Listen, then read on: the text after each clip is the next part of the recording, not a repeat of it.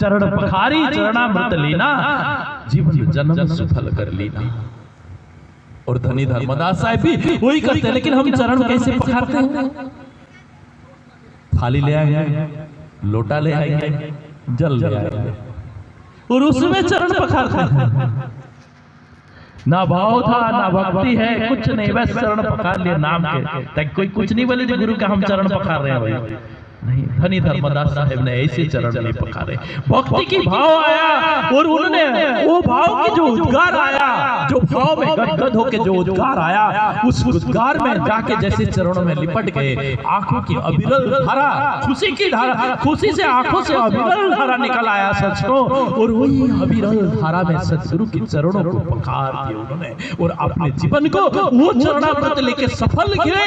और उसी के साथ साथ केवल अपने जीवन को सफल लेके आज विश्व के समग्र मानव समाज को जो सदगुरु की चरणों की चरणामृत छोड़ के हमारे लिए भी गए हैं। जो आज बांधवगढ़ में कबीर तालाब देखते हो, उसी स्थान पे सदगुरु कबीर की धनी धर्मदास साहब चरण पखारे थे। और वो जो चरणामृत गिर गया, बह गया, वो आज कबीर तालाब के रूप में है। वो तालाब खुदा गया नहीं है, और सचनो वो तालाब कभी सूखता भी नहीं। तो हमारे लिए भी उन्होंने एक भक्त केवल अपने कल्याण के समग्र श्रेष्ठ मानव समाज के लिए उन्होंने सदगुरु की चरणामृत छोड़ के गए, उनके जीवन को धन्य किए। जब सदगुरु आए, उनको स्वागत करके फिर अपने गृह में ले आए और वहां पे निरंतर सत्संग चला और वहां पे उन्होंने अपने जीवन को समर्पण कर दिया। समर्पण, अपने आप को सदगुरु के चरणों में समर्पण कर दिए। जैसे किसी ने साहब कहे ना, जो पहले दाता शिष्य भैया, जिन तन मन अर्पे शीस, दूजे दाता गुरु भैया, जो नाम दियो बख्शीश। पहले उन्होंने अपने आप को समर्पण किया, अपने तन मन और शीश को गुरु के चरणों में अर्पण कर लिए और उनको अपने गुरु मान लिए। हम गुरु कब मानते हैं? जब हमको दीक्षा मिल जाता है तब हम गुरु मानते हैं, ये हमारा गुरु है। लेकिन धनी धर्मदास साहब ने ये नहीं किए। उन्होंने चाहे अपनाए चाहे ना अपनाए, उनको नाम दे या ना दे कोई गम नहीं, अपने आप को समर्पण कर दिया। समर्पण आपसे तुम्हारा, इसलिए कहे हैं आप लोग वचन गाते हो, होए करुणा निधान धनी, तुम ही मेरे सदगुरु हो, तुम ही मेरे सदगुरु हो। सब कोई पूजे चंद्रमा सूरज, तो हमारी चंद्रमा आप ही हो। हिंदू जावे तीरथ पर, तो हमारी तीरथ आप ही हो। मुसलमान पूजे मक्का मदीना, तो हमारी मक्का तो आप ही हो। देखो कितने सुंदर पद गाए उन्होंने। तुम हमारे सदगुरु हो, आप मेरे सदगुरु आप ही हो। चाहे आप अपनाओ चाहे ना अपनाओ, कोई फर्क नहीं। अगर हम अपने मन से अपना लिए तो हो गया। इसका उदाहरण भी मैं दे देता हूं महाभारत से। एकलव्य को देखिए, एकलव्य ने धनुर्विद्या शिक्षा करने के लिए गुरु द्रोणाचार्य के पास जाता है, लेकिन द्रोणाचार्य ने उसको शिक्षा देने के लिए अपने शिष्य नहीं बनाते। जो नहीं बनाते हैं वो क्या करता है, वापस चला जाता है अपने घर में और गुरु द्रोणाचार्य का मूर्ति बना के उन्हीं को अपने गुरु बना के लख बनाना साधना सीख लिया और संपूर्ण रूप से ऐसे धनुर्विद्या सीख लिया और जिनसे भी श्रेष्ठ था, श्रेष्ठता कर सकता था। लेकिन उसने समर्पण किया, जब मेरा गुरु वही है। और धनी धर्मदास साहब ने भी ऐसे ही अपने आप को समर्पण कर लिया और बढ़ लिए थे, जी आप ही मेरा गुरु है, अब कोई गुरु मेरा नहीं है। मैं आपको मेरे को स्वयं आपके चरणों में शिष्य के रूप में अर्पण कर रहा हूं। लेकिन हम करते कितना पर गए हम में और उनमें। इनका आदर्शता को देखिए, किस आदर्श में, किस गुण के साथ उस भक्ति में पग धरे। अपने आप को समर्पण करने मतलब दासातन। इसलिए कहा गया है, दासातन की अधिक महिमा, सेवा कुंड नहाइए, प्रेम भक्ति पतिव्रत दृढ़ करी, बहुरी न भव जल आइए। दास, दासातन, अपने आप को दास को कैसे कहते हैं? जो समर्पण भाव से रहे। वो समर्पण ना हो तो नहीं हो सकता।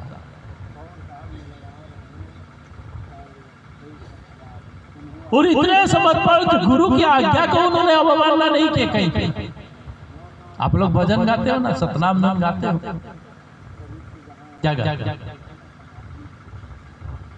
सतनाम धुन में एक सतनाम धुन गाते हो, जाही विधि राखे साहेब ताही विधि रही, दुख में हो सुख में हो संत सेवा हाथ में, यही गाते हो ना। तो उसमें क्या कहा गया है?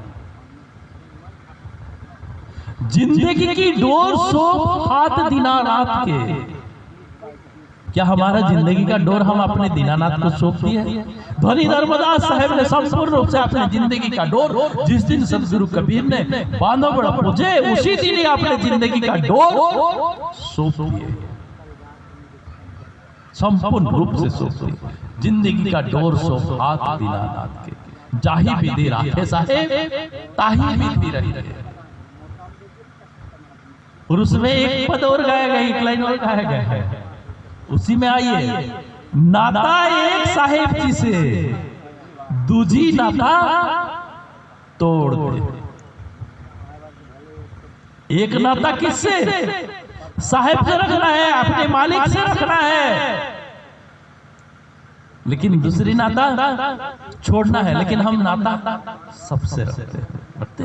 साहेब का एक पद भी और है, बोल दो, बुरा लगेगा। धर्मदास साहब गाए थे मदमस्त होके, और आप लोग क्या करते हो देख लो। साहेब तेरे बंदगी में भूलता नहीं, नामों में सच्चे नाम है सही, और नाम आन नाम में जानता नहीं, गाए है ना। और हम लोग क्या करते हैं? साहेब तेरे बंदगी जब याद आता है तब भूलता नहीं, नामों में सच्चे नाम है तो सही, और नाम लेना भी भूलता नहीं।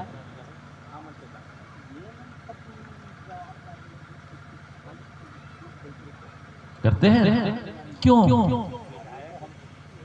यहाँ पे कहा गया है दास बनना है तो दासा तन की अधिक महिमा, सेवा कुंड नहाइए, प्रेम भक्ति पतिव्रता दृढ़ करिए।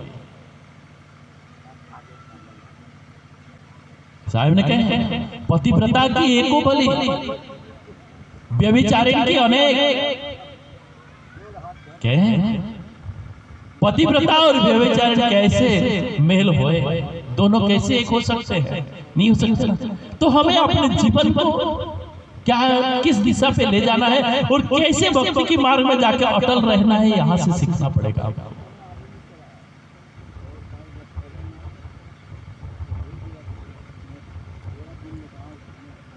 इसीलिए कहा गया ना, लगन कठिन मेरे भाई, गुरु से लगन कठिन मेरे भाई, लगन लगे बिन काज न सरी है, जीव पर लए तर जाहि।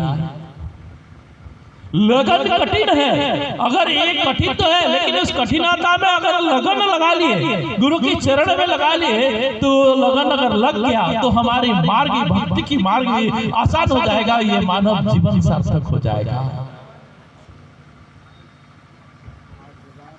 और ध्वनि धर्मदास साहब देखो कितने लगन लगाए, अपने आप को समर्पण कर दिए, लेकिन इतने होने के बाद भी सदगुरु ने उन्हें नहीं कहे आ मैं तेरे को अपना हूं, वैसे ये बोल दे अरे ते कितने लगन लगा रहा है, तू तो एक बनिया है। कहे ना तू तो एक बनिया है, क्या है झूठा व्यापार, हम कबीर बंजारा है, क्या है सत्य का व्यापार। तू एक बनिया है, दुनिया के व्यापार कर रहा है, दुनिया के सामान में, दुनिया में तू व्यापार कर रहा है, व्यापारी बन के बैठा है, लेकिन हम भी तो व्यापार करने आए हैं। लेकिन हम एक ऐसे व्यापारी हैं जो हमारा ना पूंजी लगता है ना घटता है, हम तो नाम के व्यापारी। और ये बात भी धनी धर्मदास साहब में चोट लगा, तब उन्होंने अपने आप को समर्पण कर दिया, तब भी सदगुरु ने अपनाया नहीं उनको। वो उन्होंने धीरे धीरे, क्योंकि गुरु ने भी एक शिष्य को अपनाने पहले से अपने कसौटी में कस लेता है, कसौटी में कसता है। जब वो कसौटी में वो निखर आता है, जब वो कसौटी से निखर आता है, तभी गुरु ने उस शिष्य को अपनाता है। तो धनी धर्मदास साहब को भी कई कठिनाई से गुजरना पड़ा, और उस कठिनाई से गुजरते गुजरते जब सफल हो गए तब सदगुरु ने अपनाया। तो गुरु ने कई दक्षिणा भी मांगे, आजकल तो मांगते नहीं गुरु जी, है ना, लेकिन हम ही लोग ले जाके दे देते हैं। जब हम लोग दे देते हैं तो क्या, लेकिन वहां उस समय ऐसे रुपया पैसा का दक्षिणा नहीं मांगे थे। क्या मांगे थे? गुरु ने एक दो लाइन बता देता हूं, ज्यादा नहीं बताऊंगा, समय काफी हो जाएगा। तो वहां पे सदगुरु ने धर्मदास साहब से मांगे, क्या मांगे? आप लोग भजन गाते हुए, मैं उसका 2 ही पद लूंगा, ज्यादा नहीं लूंगा। गुरु ने पठाया चला नया नियामती लाना। पहले नियामती लकड़ी ले आना, झाड़ जंगल के पास न जाना, गीली सूखी छोड़ के चेला गठरी बांध के लाला। ऐसे उन्होंने सदगुरु ने उनको 7 भिक्षा मांगे, 7 मांगे। और धनी धर्मदास साहब समर्पित थे और सदगुरु से लगा था, सदगुरु की ज्ञान को उन्होंने संपूर्ण रूप से ग्रहण किए थे, तब वो भिक्षा दे पाए थे। हमने दिए हैं सदगुरु को यही भिक्षा, दिए नहीं दिए। क्यों नहीं देते? और ये भिक्षा कोई गलत चीज के लिए नहीं मांगा जाता है, हमारा जीवन की सार्थकता के लिए मांगा जाता है। गुरु ने बोल रहे हैं जाओ मेरे लिए समिधा ले आओ, समिधा के लिए लकड़ी चाहिए, समिधा ले आओ। और वो समिधा लकड़ी रूपी समिधा लेके आओ, लेकिन एक काम करना, जब लकड़ी लेने जाना कोई झाड़ के पास, पेड़ पौधे के पास भी मत जाना, ना जंगल में जाना।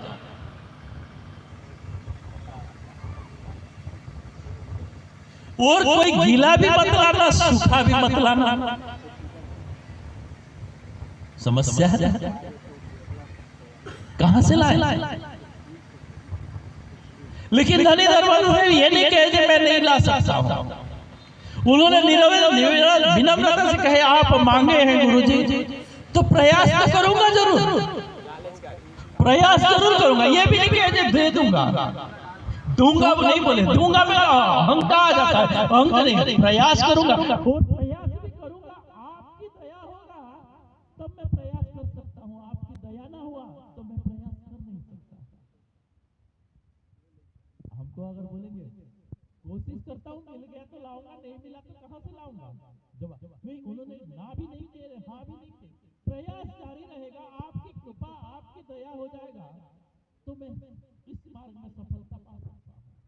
लेकिन सतगुरु की दया और आशीर्वाद सबके लिए हमेशा खुला है, हम लोगों को भी नहीं खुला है। लेकिन हम उस कृपा को ग्रहण करने योग्य अगर हमको बना लेंगे तो हम भी हो सकते हैं। लेकिन उस कृपा को लेने के लिए, क्योंकि हम अपने लेने के लिए उस कृपा को, सदगुरु की कृपा को लेने के लिए हम अपने जीवन को खाली करना पड़ेगा, संपूर्ण खाली। लेकिन हमारे जीवन में हम भरे हुए हैं, तो सदगुरु की उस कृपा को कैसे प्राप्त कर सकते हैं? नहीं कर सकते। और धनी धर्मदास साहब ने प्रयास किया, सदगुरु की दिए हुए जो ज्ञान था उस ज्ञान के माध्यम से प्रयास किए और वो समिधा रूपी लकड़ी लाके दिए, उन्होंने मना नहीं किया, दिए। क्या किया? क्योंकि गीला भी नहीं चाहिए, सूखा भी नहीं चाहिए, गीला भी नहीं चाहिए, सूखा भी नहीं चाहिए, जंगल में भी नहीं जाना है, कोई पेड़ झाड़ पौधे के पास भी नहीं जाना है, नहीं गए, जंगल नहीं गए, पेड़ पौधे के पास भी नहीं गए, ना गीला लाए ना सूखा लाए, जैसे के तैसे, जैसे मांगे थे। और ये लकड़ी एक ऐसी लकड़ी है दोस्तों, जिस लकड़ी में हम स्वयं जल रहे हैं, वो लकड़ी हमको जला के अंतर आत्मा से जला रहा है। और वो जो लकड़ी है हमारे अंदर है, वो है क्रोध, काम और क्रोध रूपी लकड़ी। और इस लकड़ी से हम जल रहे हैं, सारी मानव समाज जल रहा है, हर व्यक्ति जल रहा है इस लकड़ी से। और ये लकड़ी को केवल उसको बांधने के लिए केवल सदगुरु की ज्ञान रूपी रस्सी चाहिए। सजनों, अगर वो ज्ञान अगर हमने प्राप्त कर लिए, सदगुरु से लेके अपने जीवन में कर लिए, तो हम उस काम और क्रोध रूपी लकड़ी को दे सकते हैं, क्योंकि यही एक लकड़ी है जो गीला भी नहीं है और सूखा भी नहीं है। और दुनिया में ऐसे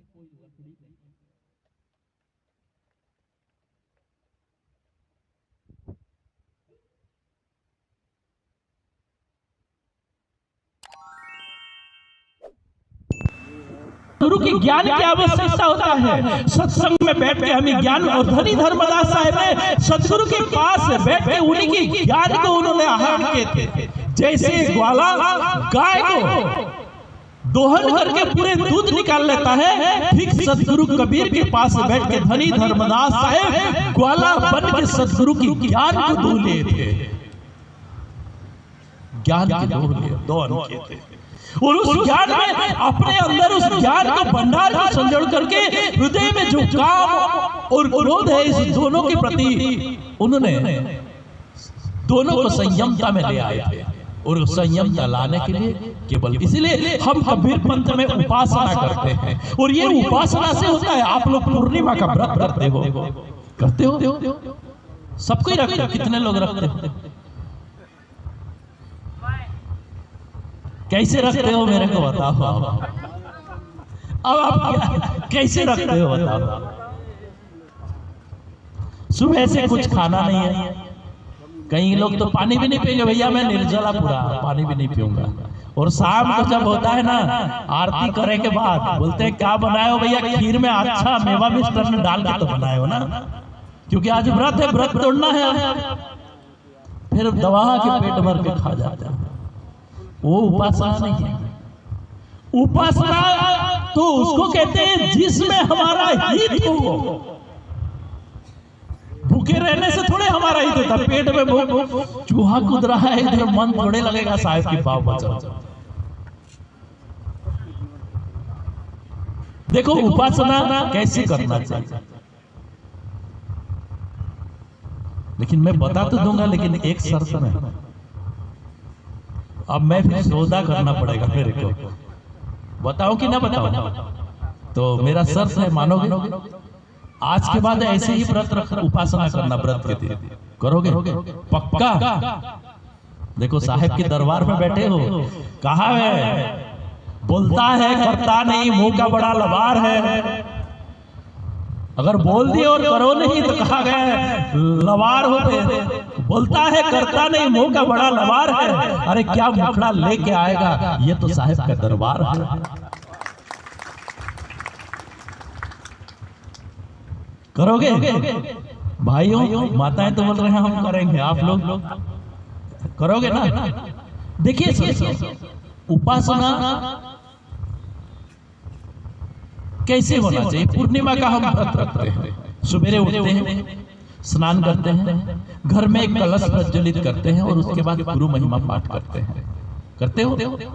तो उसी समय हम अपने मन में एक मानसिक संकल्प होना चाहिए।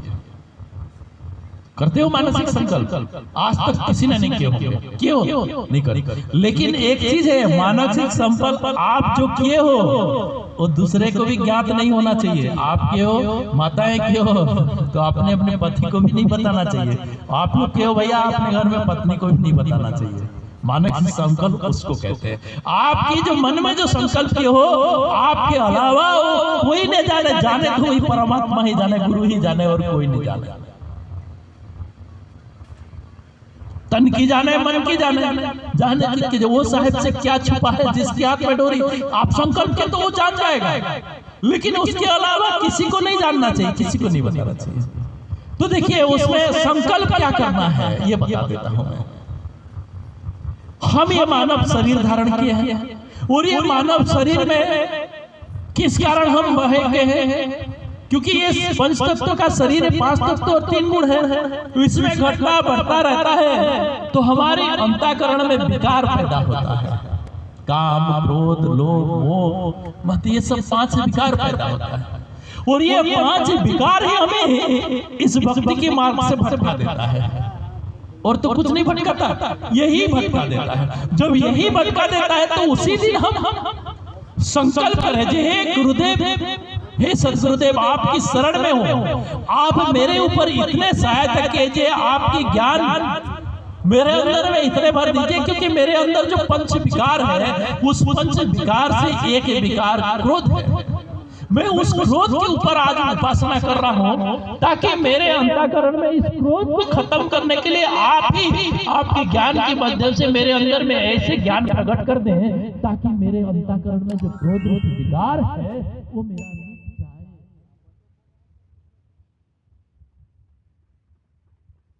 चल के बताए नहीं, और वहां से आके बोल दे भैया आज मैं व्रत है मेरा, ऐसे कुछ मत करना जिसको मेरे को गुस्सा आ जाए, ये भी बोल दोगे तो आपका खत्म हो पाता। वही मतलब चुपचाप, अगर घर में बच्चे उधर भी मचा रहे हैं तो आपके अंदर क्रोध आ रहा है, लेकिन उसको पकड़ने, उसको दमन करने की अपने अंदर हिम्मत रखो। और धीरे धीरे जब एक पूर्णिमा नहीं, दो पूर्णिमा नहीं, साल भर नहीं, 2 साल नहीं, तीसरे साल में आपकी एक विकार निश्चित रूप से चला जाएगा, तो आप एक विकार से मुक्त हो जाओगे। अगर ऐसे अगर करेंगे, एक विकार 2 साल 3 साल में भी होगा, 5 विकार 15 साल में निकल गया, 15 साल में निकल गए तो हम तो निर्मल हो गए, तो सदगुरु हमारे पास, सदगुरु की कृपा ही हो जाएगा, जीवन सार्थक हो जाएगा। इसी को कहते हैं उपासना। केवल व्रत रख दिए, शाम को आरती कर लिए, खा लिए, हो गया मस्त, ये तो जिंदगी चल रहा है। तो ताकि ये उपासना को करिए और अपने जीवन को निर्मल कीजिए। और धनी धर्मदास ऐसी ही उपासना करते हुए ये अपने अंदर में जो काम और क्रोध रूपी था उनके हृदय में सदगुरु की दिए हुए ज्ञान रूपी रस्सी में बांध के लाके सदगुरु के साथ दिए। सदगुरु ने ये लो ये आपकी कृपा से, आपकी कृपा हुआ तो मेरे अंदर ज्ञान आया, और मैं जो ज्ञान रूपी रस्सी आप दिए है, उस रस्सी के उस ज्ञान को मैं साधना करते हुए मेरे अंदर में 2 लकड़ी था, जो लकड़ी से मैं जल रहा था, क्रोध और काम में, दोनों लकड़ी हमारे जीवन को जला के राख कर देता है, खोखला कर देता है।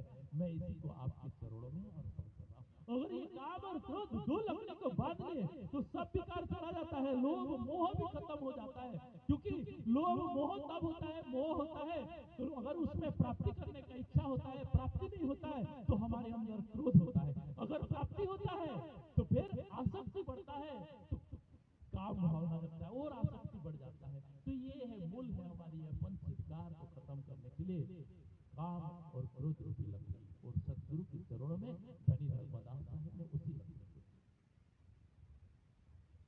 ऐसे उन्होंने साथ दूसरा मांगे हैं क्या, दूसरे नियामती जल ले आना, कुआं बावड़ी के पास न जाना, नदी नाला बच्चा के सिला, तुम्बा भर के लाना। अब ये कहां से लाए, वो तो दे दिए, पहले ही दे दिए,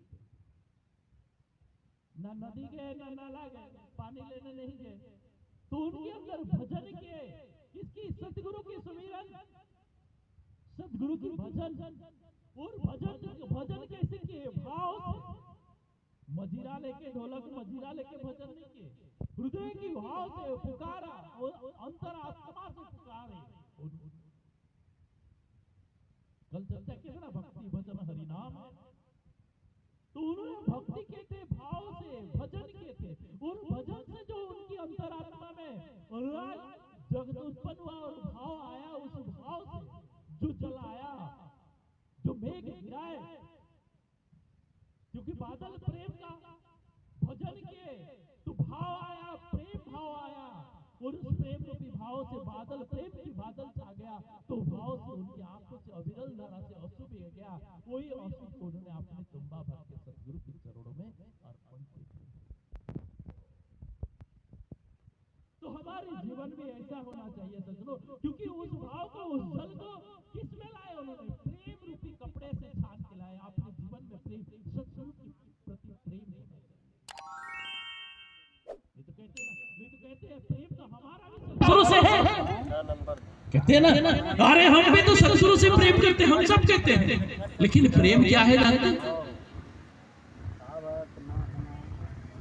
प्रेम सबको ही कहे, प्रेम को चिन्हे ना कोई, बोलते हमारा भी तो प्रेम सदगुरु से है, लेकिन कैसे प्रेम है, बस दिखावा का प्रेम है, और प्रेम तो कहा नहीं जा सकता, दिखाया नहीं जा सकता, चाहे कितने, और प्रेम अगर वास्तविक है तो आप छुपाने के भी प्रयास करोगे कि मैं प्रेम नहीं करता, छुपाने के भी प्रयास करोगे, वो छुप नहीं सकता, क्योंकि प्रेम सबको ही कहे, प्रेम को चिन्हे ना कोई, आठों प्रहर भिगा रहे, प्रेम कहा भी सोई, आठों प्रहर भिगा रहता है, जिसके अंदर में सदगुरु के प्रति भजन क्या है, समर्पण हुआ है, और प्रेम रूपी कपड़े से भाव की जल आया, प्रेम रूपी कपड़े से भर के धनी धर्मदास साहब ने अर्पण किए थे।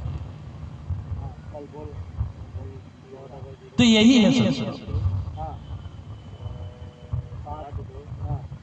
लेकिन हम लोग करते नहीं, ऐसे कहीं साथ मांगे थे, और धनी धर्मदास साहब सारी चीज को छोड़ साधक को साथ।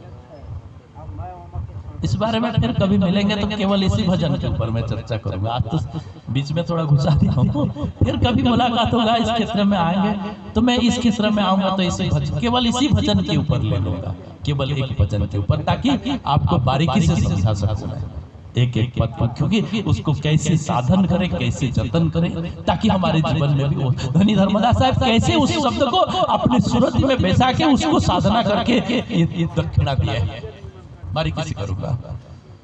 तो ऐसे दिए, ऐसे देने के बाद भी जब देखे सदगुरु ने अब ये परिपक्व हो चुका है, क्योंकि उन्होंने अपना लिया है और संपूर्ण रूप से माना, क्योंकि अच्छी ये समर्पण भावना आ गया। क्यों? और समर्पण भावना क्यों?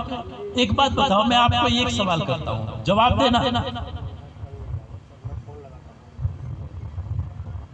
आपका सदगुरु के साथ क्या नाता है? क्या नाता जुड़े? अब ये बताओ, नहीं तो आगे नहीं बढ़ेगा सत्संग, यहीं समाप्त। आपका और सदगुरु का नाता क्या है?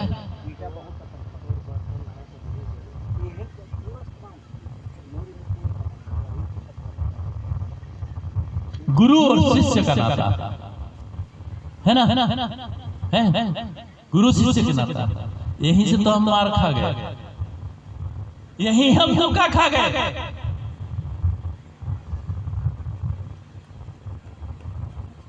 धनी धर्मदास साहब ने गुरु और शिष्य का नाता नहीं रखे।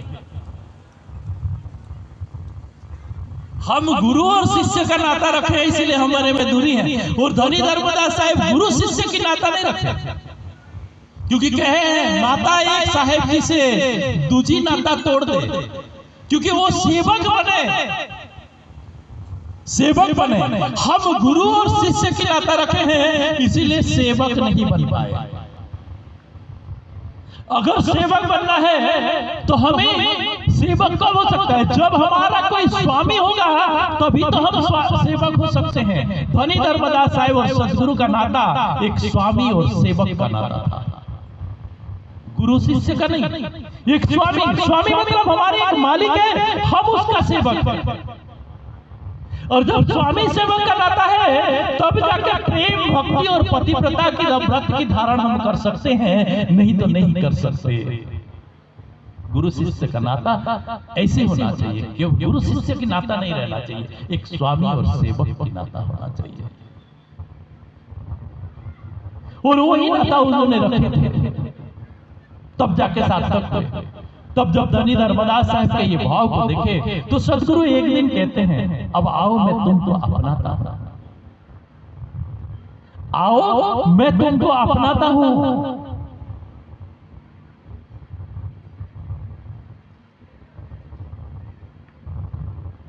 तो सदगुरु कहते हैं, अब है धर्मदास जी।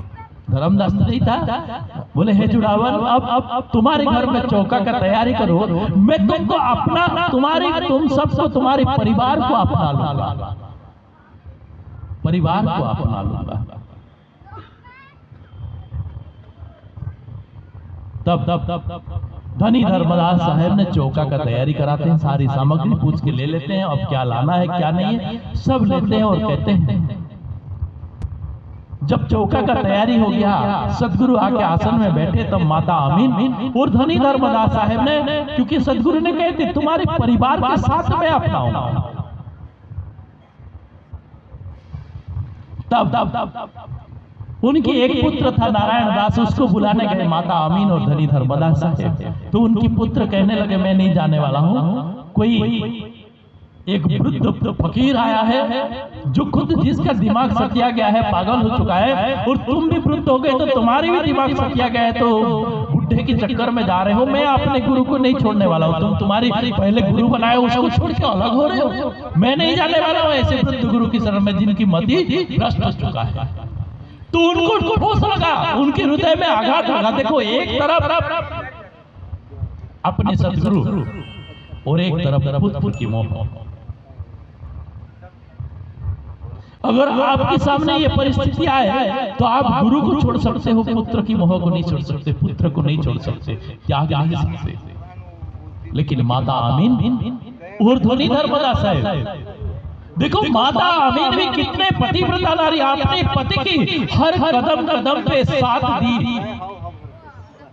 उसकी भी महिमा अनंत है, उसकी महिमा, उसका भी जो भक्ति की मार्ग सार्थक भक्ति है, क्योंकि अपने पति की पथ को चिन्ह को अनुसरण करते हुए उन्होंने भी सदगुरु की भक्ति की। लेकिन एक माँ कभी अपने पुत्र को ममता, क्योंकि उसकी हृदय ममता का खान है, माँ की हृदय, चाहे पुत्र कैसे भी हो पुत्र को अपनाने के त्याग नहीं देती। लेकिन पति के कारण, पति की भक्ति की अटल भक्ति के कारण माता आमीन ने भी अपने पतिव्रता धर्म को निभाते हुए पति को साथ देके अपने पुत्र का मोह त्याग करेगी। दोनों के मुख से, माता पिता के दोनों के मुंह से समस्वर से निकला, आज से हमारी कोई पुत्र नहीं है, जो भी था हमारे लिए मर चुका है। कोई कह सकती है माँ, लेकिन सदगुरु को नहीं छोड़े सज्जनों, पुत्र की मोह को छोड़ दिए और आके सदगुरु के चरण में बैठ गए। और सदगुरु जब जाने जो इन्होंने मेरे को नहीं छोड़ा, पुत्र की मोह छोड़ दिया, तब उन्होंने कहे, तब एक शब्द कहे, 4 गुरु संसार में, धर्मदास तुम बड़े अंश, मुक्ति राज लिख दीनिया, अटल 42 वंश। हे धर्मदास, आज मैं तुमको नाम दे रहा हूँ और नाम के साथ साथ तुमको नाम दे रहा हूँ, क्योंकि आज तुम नाम लिए, नाम लेने के बाद क्योंकि नाम लिए और नाम का धनी हो गए, क्योंकि तुम नाम के धनी, उस जो सत्य स्वरूपी जो नाम है उस नाम का धनी। तब ना साहेब ने गाए हैं, धर्मदास साहेब ने, नाम और पूंजिया नाम और धनारे, संतो हम है सत्य नाम की व्यापारी, कोई लादे कांसा पीतल, कोई लौंग सुपारी हो, हम तो लादे नाम धन की पूरन खेत हमारी। पूंजी ना टूटे नफा चौगुना, बनी जो हमने हारी। तो उनका नाम, जब नाम को पदार्थ लद लिए और नाम की व्यापारी किए, तब उनको साहेब ने कहे अब तुम धनी हो। क्योंकि सजनो साहेब तो कहते हैं नाम बिना संसार में कोई धनी, कई करोड़ों रख ले, अरबों रुपया रख ले, वो धनी नहीं कहलाता है। क्योंकि साहेब कहते हैं सब जग में धनवंता नहीं कोई, धनवंता तो सो जानिए जाके पास नाम धन होई, जाके पास नाम धन होई, जिसके पास नाम धन है वो धनी। और धनी धर्मदास साहेब को तब कहे अब तुम धनी हो, क्योंकि नाम को लद के तुम, नाम का व्यापार, नाम लद लिए, नाम का तुम जतन करके अपने हृदय में धारण कर लिए, अब तुम धनी हो।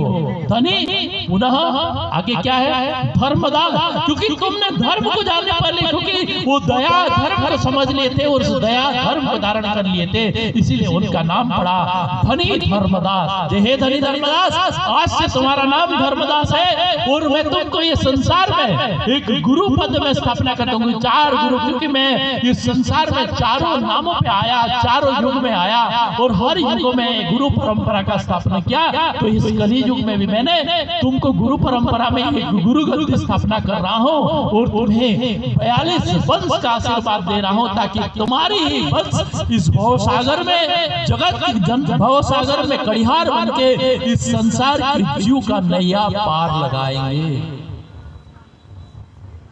तब से तो धनी धर्मदास साहब हाथ जोड़ लेते हैं, बोले ये नहीं हो सकता गुरुदेव, क्योंकि मैंने उससे बड़े और क्या था, क्योंकि मेरा एक पुत्र था तो वो तो काम की नहीं है, वो आपकी शरण में नहीं है, अब आगे हो ही नहीं सकता, क्योंकि मेरा अवस्था जब मैं तो अब संन्यास आश्रम की ओर प्रगति हो चुका हूँ, नहीं हो सकता। और ये संसार नरदेह है और ये नर शरीर में आके कोई पंथ, कोई धर्म को चला नहीं सकता, जीव का मुक्ति का कड़िहार नहीं बन सकता। तब सदगुरु कहते हैं मैं जानता हूं नरदेह सो पंथ चले नहीं भाई, ताते हम अपन अंश पठाई। सदगुरु कहते हैं जो नरदेही से पंथ नहीं चलता, मैं जानता हूँ, इसीलिए इस संसार नरदेही में नहीं चल सकता, इसीलिए मैं अपने अंश को पठा रहा हूँ। जो नौतम सुरति अंश मुक्तामणि साहेब है, वो तुम्हारे गृह में आएंगे और ये संसार की जीव का उद्धार लगाएंगे, क्योंकि मुक्तामणि से हुई है 42 वंशा। इस मुक्तामणि से 42 वंश का प्रारब्ध होगा, उन्हीं से 42 वंश संसार में जीव का कड़िहार बनेंगे। तो धनी धर्मदास साहब ने विनम्र ये हो ही नहीं सकता गुरुदेव, ये कैसे हो सकता है? तो बोले मैं तुमको चौके में जो पान परवाना दे रहा हूँ उसमें तुम और माता आमीन सूरती के साथ दोनों की सूरती को मिला दो और ये परवाना को ग्रहण करो तो तुम्हारे आमीन की गर्भ में, क्योंकि माता आमीन का गर्भ भी पवित्र हो गया था, क्योंकि उन्होंने सदगुरु को नहीं छोड़े, पुत्र की मोह त्याग किए थे। तो माँ की गर्भ भी इतने पवित्र हो गया जो सत्य पुरुष को स्वयं उसी गर्भ में आना पड़ा। देखो कितने गले, तब से उनका, क्योंकि आमी की तरह एक आमी की तरह आमी नदी की तरह उनकी गर्भ पवित्र हो गया, इसलिए उनका नाम भी रखा गया आमीन। तब उनको आना पड़ा। आप लोग आमीन माता के नाम पे महिला मंडल है ना, वो सब माता आमीन की नाम की महत्वता को समझ के महिला मंडल को ठीक से चलाओ और साहिब की वाणी वचन को अपने जीवन में उतार के माता आमीन की तरह बन जाओ और भक्ति में सराबोर हो जाओ, तब तो जीवन सार्थकता। तब से वहीं से फिर धनी धर्मदास साहिब निवेदन करते, क्षण भर के लिए अगर मेरे को उस नौतम सुरति को दिखा दोगे तब तो मैं संतुष्टि हो जाऊंगा। तब सदगुरु ने अपनी भक्त की विनम्र निवेदन को स्वीकार करते हैं, क्षण भर के लिए उस सत्य पुरुष की स्वरूप मुक्तामणि नाम साहेब को ला के दर्शन कराते हैं धनी धर्मदास साहेब, और उसको दर्शन करके धनी धर्मदास साहेब ने निहाल हो जाते हैं जैसे उन्होंने स्वयं उस सत्य पुरुष का दर्शन कर लिए।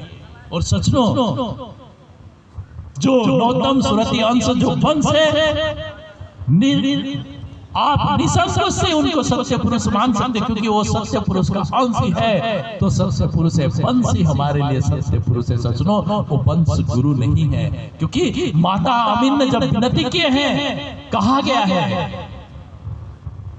एक भजन गाते हो आप लोग, याद है? आमीन विनवे सुनहु बंदी छोर भवसागर मोहि तारहु इतना मोर नहीं हो। उस भजन के अंतिम में साहिब ने क्या कहा? क्या कहा? कहे कबीर सुन आमीन, रहो नाम की आस, हमारी नहीं है, नाम की आस, रहो नाम की आस, जीवन पार उतारी, जीवन पार उतारी है, जीवन पार उतारी हो नहीं, जीवन पार उतारी है। कौन उतारी है? ले चुड़ावण अवतार। अगर चुड़ावण अवतार से जब आएंगे तभी पार उतारेंगे। भैया सतगुरु आए थे कबीर साहब, भैया सतगुरु आए थे कबीर साहब, वो क्यों नहीं उतार रहे हैं? क्योंकि वो उनके पास जीवन पार उतारने की जिम्मेदारी नहीं था, क्योंकि वो सत्य पुरुष की ज्ञानी अंश थे। और पार उतार सकते हैं तो केवल सत्य पुरुष ही संसार की नया को जीव को पार उतार सकते हैं। और सत्य पुरुष कौन है? अब समझ लीजिए, वंश 42 है कि कौन है? अब इससे बड़ी प्रमाण नहीं दे सकते आपको ग्रंथ में, क्योंकि स्वयं कबीर साहब कह रहे हैं जो जीवन पार उतारी है ले चुड़ावण अवतार, और ये चुड़ावण अवतार लेके ही। और ये सदगुरु कबीर साहब को जब ज्ञानी अंश थे तो ज्ञानी पुरुष को सत्य पुरुष ने भेजा था ये संसार में लाके गुरु परंपरा स्थापना करके, वंश की स्थापना करके जीव को उन्हीं के हाथ में सौंपने के लिए, ताकि उद्धार करने के लिए। और वंश की भी जो नामकरण हुआ है स्वयं सत्य पुरुष ने करके ही कबीर साहब को भेजे थे, जे यही नाम रहेगा मेरा 42 वर्ष।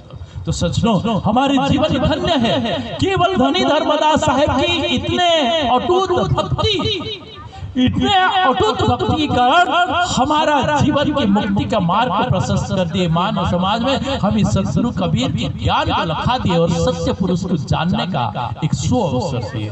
और हमारी मुक्ति के लिए स्वयं सत्य पुरुष को ये सागर में वंश 42 वंश तक आना पड़ेगा। आज हमारे बीच कौन है? प्रकाश नहीं, सत्य पुरुष ही है। भूल जाइए, आज से वंश गुरु ये हमारे लिए सब कुछ है, यही सत्य पुरुष है, यही स्वयं संसार है। और जब तक वंश गुरु मानेंगे तो हम उनके शरण में शरणागति संपूर्ण रूप से हो नहीं पाए, वही सत्य पुरुष है। और इसका श्रेय कौन दिया? धनी धर्मदास साहब। देखो कितने भक्ति के, जिसकी वजह से उनके बारे में कहा गया, धन्य मातु पितु धन्य सुहृदय अनुराग, धन्य वह ग्राम जानिए जहां जन्मे गुरु भक्त, भक्ति प्रभाव मिटे सकल धर्म दास के पीर, कोटि जन्म की पुण्य से सद्गुरु मिले कबीर। तो कई जन्म का पुण्य हुआ था तो सद्गुरु मिला था, और वो सद्गुरु को हमें भी दे दिए, हमें भी मिला, क्योंकि उनकी भक्ति की बहुत अलग। तो वो अपने जीवन को तो धन्य के समग्र मानव समाज को भी धन्य कर दे, क्योंकि उन्हीं को भी सद्गुरु के रूप में हमें दिए। वो नहीं होते तो उनके घर में ना वंश आता, ना सद्गुरु को आना पड़ता। उनकी भक्ति और निष्ठा की फलस्वरूप सद्गुरु को इतने मजबूर कर दिए, ये संसार का जीव का कल्याण के लिए बार बार 42 वंश तक उनके घर में सद्गुरु को आना पड़ा। तो ऐसे भक्त की महिमा सोचो, और महिमा तो उनका वर्णन नहीं किया जा सकता। जो भी टूटे फूटे में मुख में आया, मैं उनकी भक्ति धारा को आपके पास रखा। अब आप समझिए, हमें उन्हीं की शरण में है। सद्गुरु कबीर धर्मदास वंश परंपरा की शरण में है, तो आज हम उसी की शरण में है। तो हमारे आदर्श, हमारा इष्ट सद्गुरु कबीर है, मानते हैं, लेकिन हृदय में केवल इष्ट को अगर जगह दे दोगे तो भक्ति की पूर्णता नहीं गा सकते। इसलिए भक्ति के एक आदर्श पुरुष की रेप में हृदय के एक कोने में धनी धर्मदास साहब के आदर्शता को रखो, अपने इष्ट की प्रति भक्ति करो, निश्चित रूप से हमारे जीवन में भी भक्ति सार्थक हो जाएगा, और ये संसार में रहते हुए हमारी भी नैया पार हो जाएगा। इसी आशाओं के साथ सजनों, बहुत समय आपको लिया, आप लोग भी मेरे बात को बड़ी ध्यानपूर्वक सुनने से नहीं, इसको आप घर में जाके फिर बैठ के एक तुलनात्मक विचार कीजिए और अपने जीवन को उस दिशा में लेंगे, तब तो ये आपकी परिक्षेत्र में जो सत्संग कार्यक्रम आयोजन किया गया है उसका सार्थकता होगा। अगर एक भी बदले अपने जीवन को, तो ये कार्यक्रम का सार्थक हो जाएगा। इसी आशाओं के साथ पुनः ये 2 दिन बाद फिर मिलेंगे, 2 दिन बाद फिर मिलेंगे, भीमोरी में फिर मिलेंगे, फिर कुछ साहिब के नए शब्द के ऊपर चर्चा करेंगे। जो भी समय मिलेगा आप लोगों को अगर सेवा करने का अवसर देंगे तो फिर कोई चर्चा होगा, सेवा करके चले जाएंगे। तब तक के लिए आज्ञा चाहता हूँ। थोड़ी देर बाद सात्विक यज्ञ चौका आरती होगा, उसका भी आनंद लेंगे। तब तक के लिए आज्ञा चाहता हूँ। बोलिए सतगुरु कबीर धनी धर्मदास साहिब की पावन चरणों में सप्रेम साहेब बंदगी साहिब, 4 गुरु वंश 42 की पावन चरणों में साहेब बंदगी साहिब।